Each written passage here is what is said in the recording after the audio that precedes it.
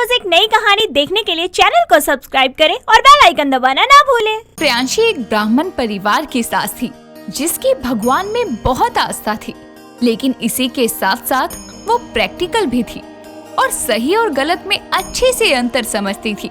लेकिन उसके लिए परेशानी की बात ये थी कि उसकी बहू आस्था, सोना और प्रेरणा ज्यादा नहीं बहुत ज्यादा आस्तिक थी। वहीं उसकी बाकी की दो बहुएं मोना और सिमोना बहुत ज्यादा नास्तिक थी और इन सब बातों से आए दिन प्रियांशी को परेशानी होती थी। एक बार वो अपने कमरे में सो रही होती है, तभी जोर जोर से घंटियों की आवाज से उसकी नींद टूट जाती है और वो बाहर आकर हॉल में देखती है तो हॉल में लगे मंदिर में उसकी 3 आस्तिक बहुएं जोर जोर से घंटियां बजा रही होती है और उनको ये करता देखकर वो उनसे कहती है, अरे मेरी पुजारन बहुओं, बस करो, अब क्या भगवान को आज धरती पर बुलाकर ही दम लोगी क्या? अरे माँ जी, आप अभी जग गई? अभी तो सुबह के 4 ही बजे हैं, आप सो जाइए। हाँ माँ जी, आप आराम कीजिए। आराम तो तब करूँगी ना जब तुम दोनों मेरे कान के पर्दे फाड़ना बंद करोगी। इतना कहकर प्रियांशी अपने कमरे में जाकर सो जाती है और सुबह उठकर नहा धोकर सोफे पर बैठी अपनी बहुओं मोना और सिमोना के पास आकर कहती है, अरे सिमोना, मोना, वो तीनों मंदिर गई हैं, मुझे भी जाना है। तुम दोनों भी मेरे साथ गली के मंदिर तक चलो, आज मेरा व्रत है, फिर आकर मैं फलाहार कर लूँगी। माँ जी, आप तो जानती है ना कि हमें आपके इस पाठ पूजा में कोई रुचि नहीं है। देखिए, आपको मंदिर में जाकर पूजा करनी है तो आप करिए, घर के मंदिर में करिए या बाहर, आपकी मर्जी, लेकिन हम दोनों को ये सब करने के लिए मत बोलिए। हे भगवान, कैसी किस्मत दी है तूने मुझे। 2 बहू नास्तिक है और 3 आस्तिक, मैं अकेले ही चली जाती हूँ। प्रियांशी दोनों की बात सुनकर अकेले ही मंदिर चली जाती है और अपनी 3 आस्तिक बहुओं के साथ लौट आती है। दिन बीतते जाते हैं, उसकी 3 बहू ज्यादा से ज्यादा व्रत रखती और अंधी भक्ति करती, तो वहीं उसकी नास्तिक 2 बहुएं भगवान का नाम लेकर भी राजी नहीं थी। एक दिन प्रियांशी अपने कमरे में बैठे हुए सोचती है, मुझे कुछ तो ऐसा करना पड़ेगा जिससे मेरी नास्तिक बहुओं की भगवान में आस्था हो जाए। इतना सोचकर वो अगले दिन गीता की किताब दोनों के कमरों में रख देती है और जाकर सो जाती है। जब उसकी दोनों नास्तिक बहुएं अपने अपने कमरे के अंदर गीता पाती है तो अपनी सास के पास उसके कमरे में आकर कहती है, माँ जी, अब क्या आप हम दोनों को बताएंगी हमारे कमरे में गीता क्यों रखी है, जबकि आप जानती हैं हमें भगवान में कोई आस्था नहीं है। माँ जी, अगर आप ये सोच रही हैं कि ये सब पढ़कर हमारी सोच बदल जाएगी तो ये सब आपका वहम है। बहू, ये हमारे यहाँ की खानदानी रस्म है। बहू को जायदाद में हिस्सा देने से पहले पूरी गीता पढ़नी होती है। हम ब्राह्मण हैं और हमारे खानदान में ये देखना पड़ता है कि बहू को जो जायदाद का हिस्सा हम दे रहे हैं वो ब्राह्मण खानदान की बहू होकर भी गीता का ज्ञान रखती है या नहीं। अब तुम दोनों को नहीं पढ़ना तो मत पढ़ो, मैं मेरी 3 आस्तिक बहुओं में ही गीता का ज्ञान और जायदाद बांट दूंगी। अरे माँ जी, ऐसी कोई बात नहीं है, बस बात इतनी सी है ना कि गीता पढ़नी है तो ठीक है, गीता पढ़ लेंगे, बाकी के धर्म ग्रंथ भी उठा के ले आओ, वो भी पढ़ लेंगे। इतना कहकर सिमोना और मोना प्रियांशी के कमरे से चली जाती हैं और पूरी लगन से गीता के सब अध्याय पढ़ती हैं और इसके साथ साथ बाकी कई धार्मिक ग्रंथों को भी पढ़ती हैं, जिसे पढ़ने के बाद उनको हमारे धर्म और भगवान की लीला और माया का ज्ञान होता है। जिसके बाद वो दोनों 2 महीने बाद कुछ धार्मिक ग्रंथ हाथ में लिए प्रियांशी के पास आकर कहती है, माँ जी, हमने 2 महीने में गीता पढ़कर बहुत कुछ जाना है। वाह, जायदाद के लालच में तुम दोनों ने इतनी जल्दी इतने सारे धार्मिक ग्रंथ पढ़ लिए। माँ जी, पढ़ी ही नहीं समझी भी है। शुरू में हमने तो इसे लालच में पढ़ा था, लेकिन पढ़ते पढ़ते हम दोनों को आत्मज्ञान की प्राप्ति हुई है, तो हम दोनों आपको यहाँ पर थैंक्स करने के लिए आए थे। प्रियांशी ये सब देखकर खुश हो जाती है कि अब उसकी दोनों नास्तिक बहुएं आस्तिक बन गई है। दिन खुशियों के साथ बीतते हैं। तभी एक दिन सिमोना आस्था के साथ किचन में काम कर रही होती है और आस्था को चक्कर आ जाते हैं। वो किसी तरह उसे सोफे पर बैठा देती है और उसके मुंह पर पानी के छींटे मारती है और उसे थोड़ा सा पानी पिला देती है, जिसके बाद आस्था होश में आकर कहती है, तुम पागल हो गई हो क्या? मैंने निर्जला उपवास रखा हुआ था, तुमने मुझे पानी पिलाकर मेरा उपवास तोड़ दिया। दीदी आपको चक्कर आ गए थे कमजोरी की वजह से, इसीलिए मुझे ये सब करना पड़ा। आप तो हफ्ते में 5 दिन उपवास रखती हो। इतना उपवास रखना गलत है, आपकी तबीयत पर इसका बुरा असर पड़ सकता है। अब तुम कल की बनी आस्तिक मुझे बताओगी कि मुझे क्या करना है और क्या नहीं। अपना ज्ञान अपनी जेब में रखो, समझी तुम। अब मुझे 11,000 बार भगवान के मंत्र का जाप करना पड़ेगा, तब जाके कहीं मुझे माफ करेंगे वो। सिमोना को ये सब बुरा लगता है, लेकिन वो कुछ नहीं कहती। प्रियांशी की 3 बहुएं ऐसे ही आए दिन निर्जला उपवास रखती, बाबाओं के पास जाती और अपने आप को दुनियादारी से परे रखकर बस भगवान में लीन रहती। ऐसे ही एक दिन प्रेरणा आस्था के कमरे में जाती है, जहाँ सोना भी बैठी होती है, और वो उन दोनों से कहती है, अरे सोना, अच्छा हुआ तुम भी मुझे यहाँ मिल गई। आस्था के बाद मैं तुम्हारे कमरे में ही जाती। आज बाबा कल्याणी का भजन समारोह है, जल्दी जल्दी तैयार हो जाओ, तुम दोनों साथ चलेंगे तीनों। देखो मैं तो नहीं जा सकती, मेरा निर्जला उपवास है और मुझे थकान हो रही है, तुम दोनों ही चली जाओ। ठीक है प्रेरणा, मैं तुम्हारे साथ चलती हूँ, मैं तैयार होकर अभी आई। सोना तैयार होने अपने कमरे में चली जाती है, जिसके बाद प्रेरणा और सोना बाबा के आश्रम के लिए निकल जाते हैं और आस्था को अचानक ही कमजोरी से फिर से चक्कर आ जाते हैं और वो बेहोश हो जाती है। जिसके बाद उसकी सास प्रियांशी और उसकी बाकी की 2 बहुएं उसे हॉस्पिटल लेकर जाते हैं और डॉक्टर उसका इलाज करके सबसे कहता है, देखिए ये अक्सर भूखी रहती हैं, जिस वजह से इनके शरीर में ताकत नहीं है। अगर ऐसा ही चलता रहा तो ये कुपोषण की शिकार हो जाएंगी और इनको कई बीमारियां घेर लेंगी। डॉक्टर, मेरी भगवान में बहुत आस्था है और भगवान मुझे कुछ नहीं होने देंगे, मैं बीमार नहीं पड़ सकती। मैडम, भक्ति मन से और दिल से होती है। ये देखिए आपकी रिपोर्ट्स, आपके शरीर में खून नहीं है और वाटर इंटेक भी कम है। देखिए भक्ति करना अच्छा है, लेकिन अंधभक्ति नहीं। भगवान के बच्चे हैं हम, और वो कभी नहीं चाहेगा कि उसके बच्चे ज्यादा भूखे रहें और खुद को कष्ट दें। डॉक्टर साहब, मैं तो इसको समझा कर थक गई। उम्मीद करती हूँ कि शायद आपकी बात इसके पल्ले पड़ जाएगी। तभी वहाँ पर भागी भागी प्रेरणा और सोना आती हैं और आस्था से कहती है, आस्था, जिस बाबा के आश्रम में हम जाते थे और जिसे हमने 50,000 रुपए घर की खुशहाली के लिए चढ़ाए थे, वो धोखेबाज निकला।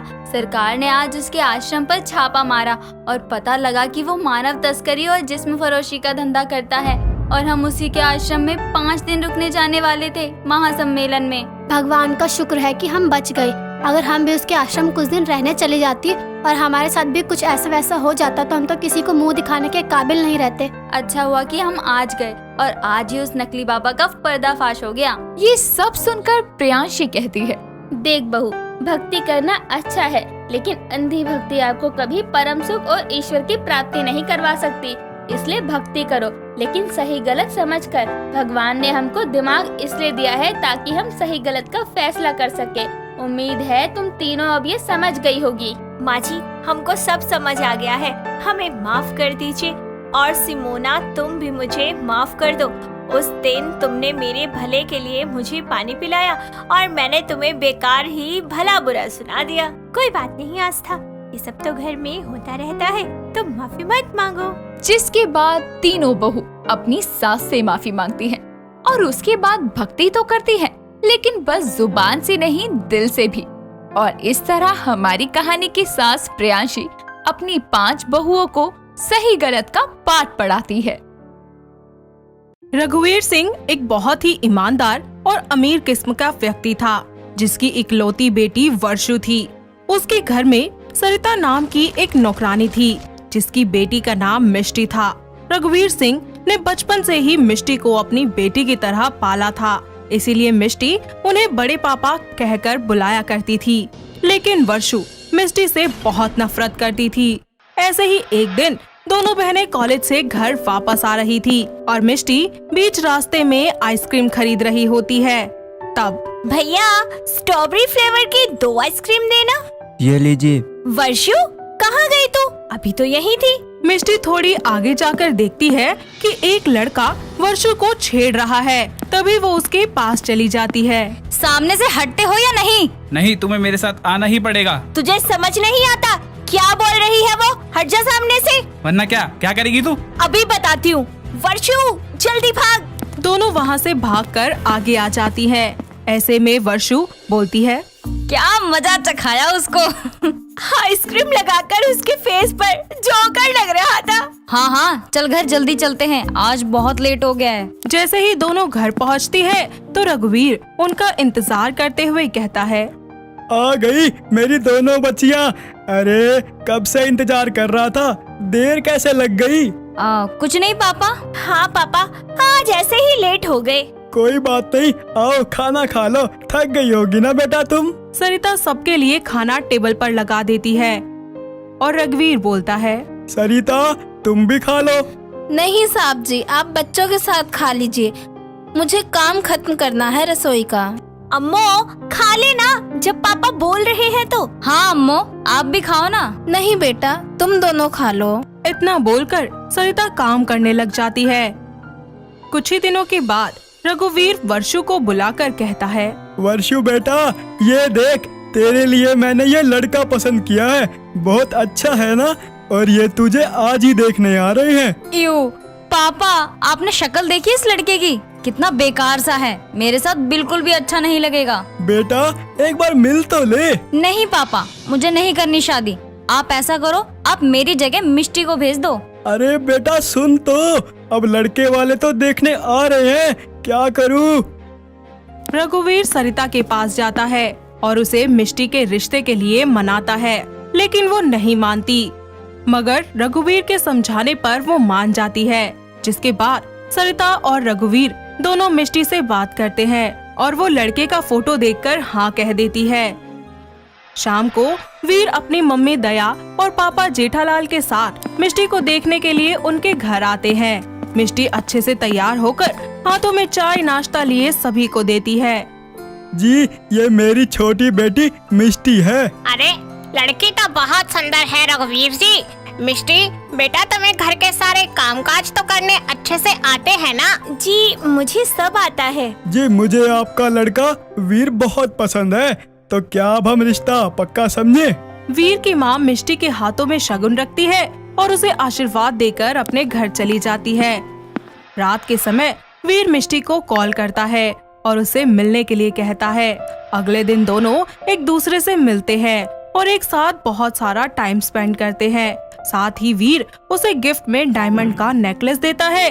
घर आकर मिष्टी अपने रूम में नेकलेस पहनकर बहुत शर्मा रही होती है कि तभी कमरे के पास से गुजरती हुई वर्षु उसके पास आती है और कहती है, अरे इतना एक्सपेंसिव डायमंड का नेकलेस कहाँ से आया तुम्हारे पास? ये वीर ने दिया है मुझे, आज मैं उनसे मिली थी। मुझे तो वो इसकी तरह गरीब लग रहा था, पर ये तो बहुत ही स्मार्ट और अमीर निकला। अरे किन ख्यालों में खो गई तुम? वैसे एक बात कहूँ, वीर बहुत अच्छे हैं। अच्छा जी, तो कभी मुझे भी मिलवा मेरे होने वाले जीजू से। जरूर, क्यों नहीं, कल ही मिलवाती हूँ तुम्हें उनसे।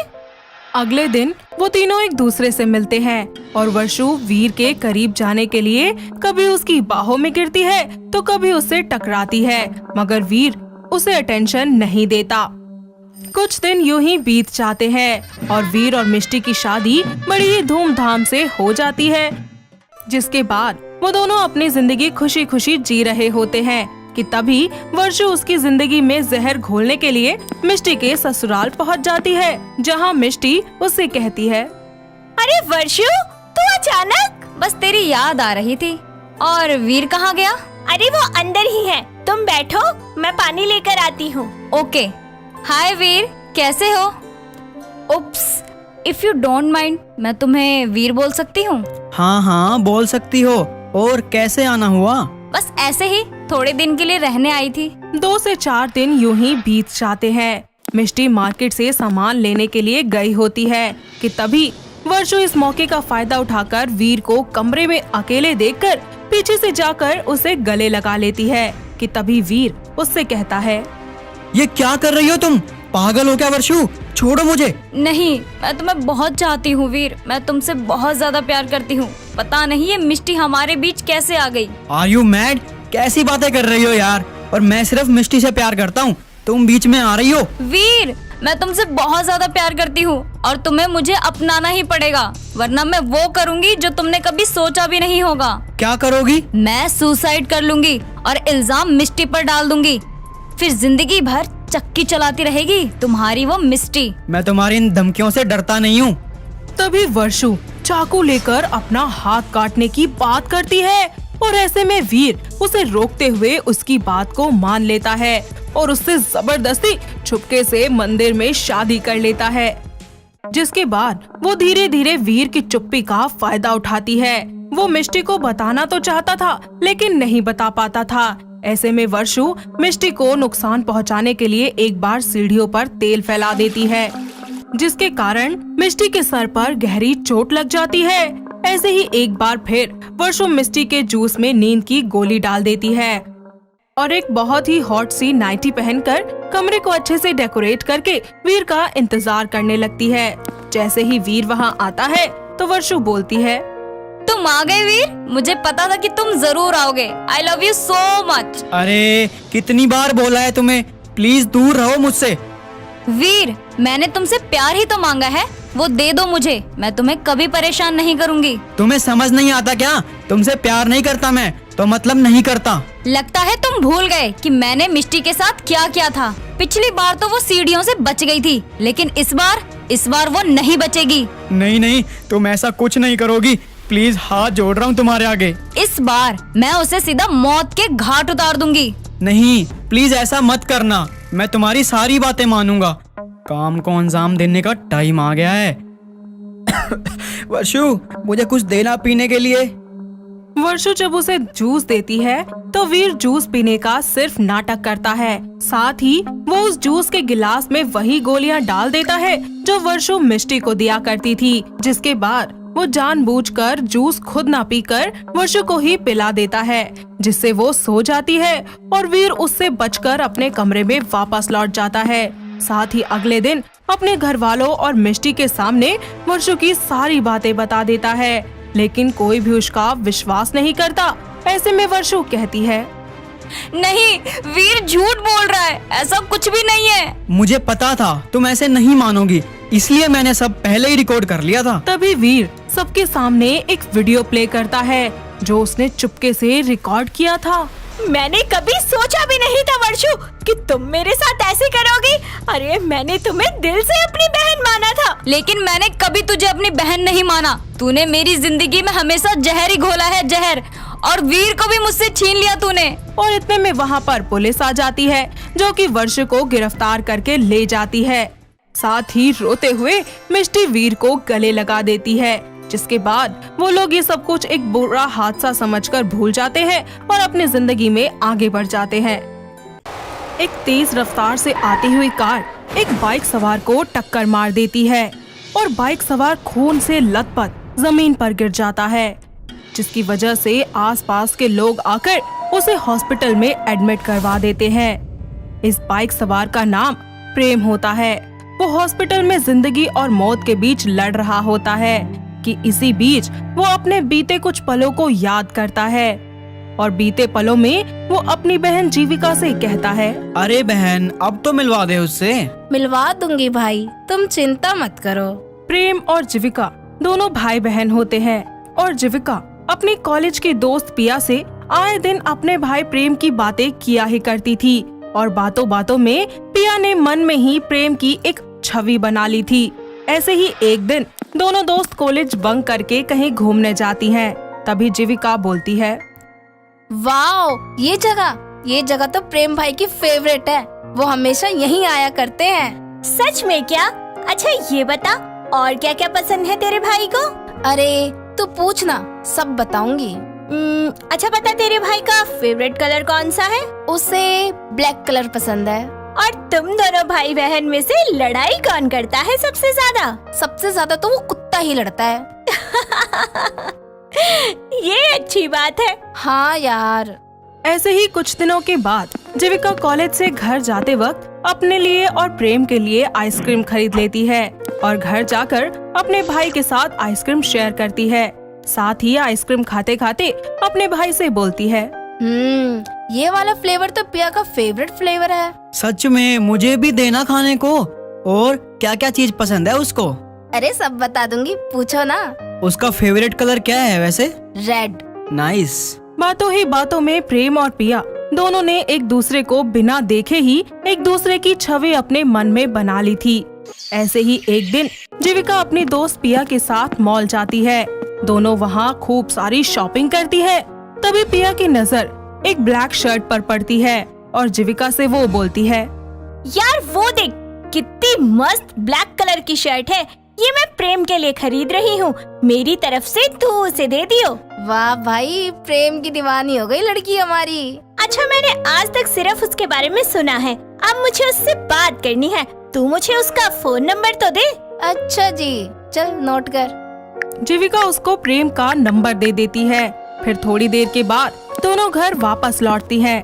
घर जाकर पिया प्रेम को फोन करती है और बोलती है, हेलो प्रेम। हाँ जी, कौन? मैं पिया बोल रही हूँ। ओह हाय, कैसी हो? मैं तो एकदम मस्त हूँ, तुम बताओ कैसे हो? बस सब बढ़िया।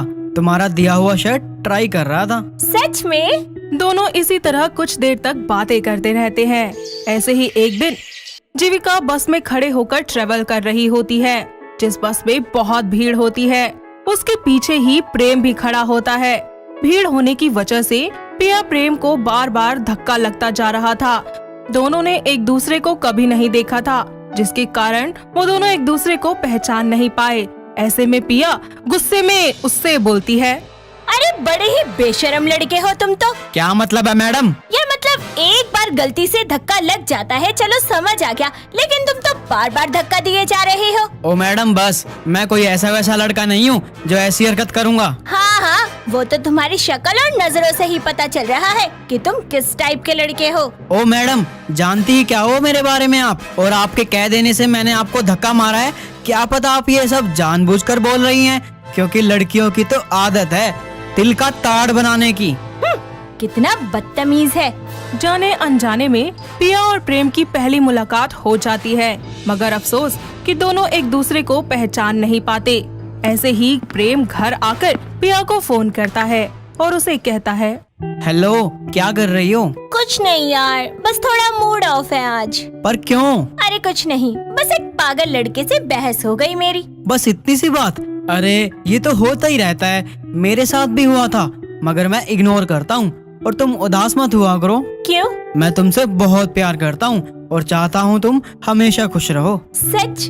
प्यार तो मैं भी तुमसे बहुत करती हूँ। क्या तुम मुझसे मिलने आ सकते हो? हाँ हाँ, क्यों नहीं। कब मिलोगे ये बताओ बस अब। यार 1 महीना रुक जाओ, तसल्ली से मिलूंगा। ओफो, इतना लंबा इंतजार?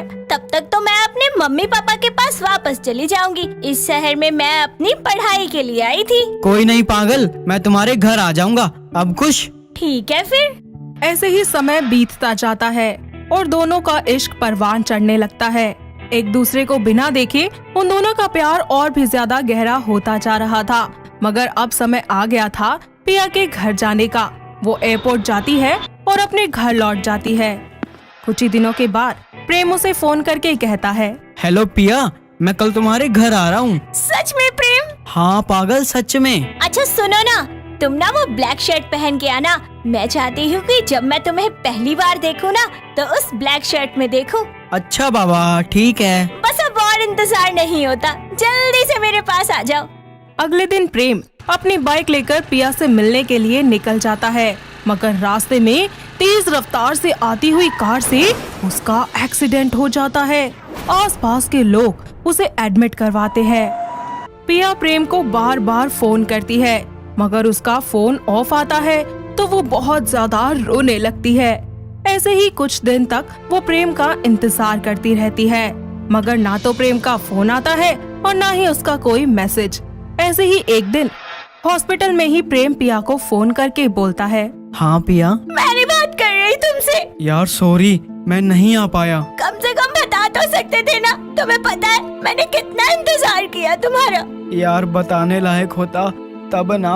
क्यों, क्या हुआ? तुम ठीक तो हो ना? मेरा एक्सीडेंट हो गया था।